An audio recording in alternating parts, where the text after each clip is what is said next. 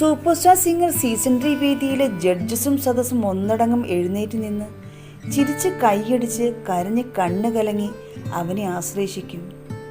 ഒരാഴ്ച അവനെ ഫ്ലോറിൽ കണ്ടില്ലെങ്കിൽ സോണി ചാനലിൻ്റെ ഓഫീസിലെ ഫോണിനും അവരുടെ മെയിലിനും വിശ്രമം ഉണ്ടാകില്ല. നിവൃത്തിയില്ലാതെ അവർ പറയും, ഇത്തിരി കുഞ്ഞിന് കഴിഞ്ഞ ആഴ്ച പനിയായിരുന്നു. ചിലപ്പോൾ കിടക്കയിലിരുന്ന് അവൻ പരിശീലനം നടത്തുന്ന വീഡിയോ അവർ ഇട്ടുകൊടുക്കും. എത്ര കഠിന പരിശ്രമത്തിലൂടെയാണ് അറിയാത്ത ഭാഷകളിലെ പാട്ടുകൾ ഓരോന്നും പഠിച്ചെടുക്കുന്നതെന്ന് അവൻ്റെ പരിശീലന വീഡിയോയിൽ നിന്ന് നമുക്ക് വ്യക്തമാകും. ഈ കഠിന പരിശീലനം ജനിച്ച് 8-ാം മാസം മുതൽ അവൻ തുടങ്ങിയതാണ്. പൊന്നെ പോലത്തെ നെറ്റിയിൽ മഞ്ഞൾ വരക്കുറി ചാർത്തിയൊരു കുഞ്ഞെടുത്തി അവനുണ്ട്. കുഞ്ഞിനുണ്ണിയെ മടിയിലിരുത്തിയിട്ട് മാറോട് ചേർത്ത് മണിമണി പോലെ പാട്ട് പഠിപ്പിച്ചു കൊടുക്കുന്ന തെലുങ്ക് സരിഗമപായിലെ ഫൈനലിസ്റ്റായ പാട്ടുകാരി ചേച്ചി അനിർവിന്യ.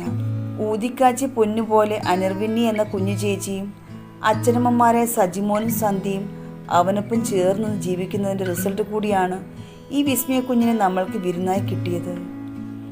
എല്ലാ കുട്ടികളും ഒരുപക്ഷെ ഇതുപോലെ പ്രതിഭകൾ തന്നെ ആയിരിക്കാം.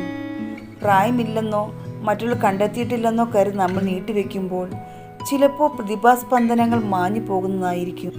ടോപ്പ് സിംഗർ സീസൺ 3 വേദിയിലൂടെ നമ്മുടെ എവിടെയും പ്രിയങ്കരനായ ബാബുക്കുട്ടൻ എന്ന ആവിർഭവനെക്കുറിച്ചാണ് പറഞ്ഞിരിക്കുന്നത്.